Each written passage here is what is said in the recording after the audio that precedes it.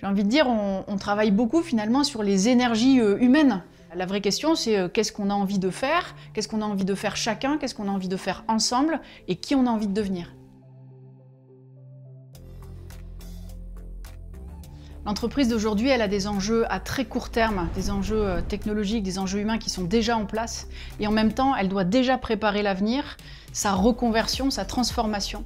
Sans comprendre tout ce qui se passe, toute cette nouvelle matière digitale, data, RSE, on ne peut pas ensuite décider de ce qu'on a envie de proposer à nos clients, de ce qu'on a envie de recréer comme offre de service, de l'expérience de vie au travail qu'on a envie de proposer aux collaborateurs, de l'impact qu'on a envie d'avoir sur les territoires et plus globalement sur la société.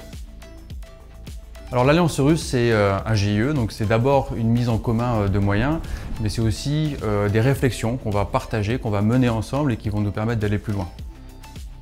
Alors en quelques chiffres, l'Alliance Eurus, c'est 40 entreprises membres, plus de 400 millions d'euros de chiffre d'affaires, c'est plus de 4000 salariés et plus de 400 associés. Les membres de notre alliance, ils sont au service de près de 100 000 entreprises. En France, c'est pas rien. Donc voilà, l'idée c'est de grandir ensemble, de s'élever ensemble, de mieux comprendre le monde dans lequel on évolue et puis d'adresser toutes les problématiques, tous les besoins, toutes les difficultés qu'il y a besoin d'adresser. Quand on est individuellement dans son entreprise, dans son organisation, évidemment on le fait avec le prisme de sa lunette. Le fait de mettre en commun ces fameux moyens, ça nous permet évidemment d'envisager quelque chose de beaucoup plus grand, de beaucoup plus ambitieux et quelque part même de ne pas se fixer de limites. Je fais une profession libérale, donc je suis une indépendante dans l'âme, mais pas une indépendante solitaire. Ma profession, je ne l'ai pas exercée toute seule, je l'ai exercée avec des associés. On est allé voir ailleurs pour être un groupement avec plein d'associés, plein de gens. Tout ce qu'on peut retirer du partage de donner-recevoir, pour moi ça fait partie de l'ADN de Eurus, c'est le mien en tout cas. Ce serait intéressant de mesurer, je ne sais pas comment on pourrait faire, le nombre de partages qui se passent au sein de cette alliance-là. C'est une sorte de plateforme d'information, de contact, de mise en relation, de retour d'expérience, d'échecs aussi.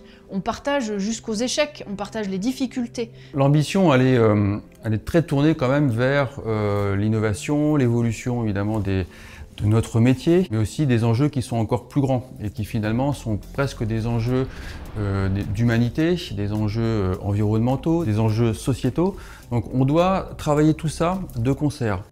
De la même façon qu'il y a quelques années, toute la vague numérique, digitale, technologique, c'était pas une histoire d'appétence ou de goût, quoi. Ça fait partie des choses qu'on doit savoir appréhender. Aujourd'hui, on a toute la vague de responsabilité sociétale, environnementale qui est en train d'arriver. Autrement dit, c'est plus une question de dire j'aime ou j'aime pas, j'y vais ou j'y vais pas. Il faut y aller, mais on peut pas y aller sans apprendre.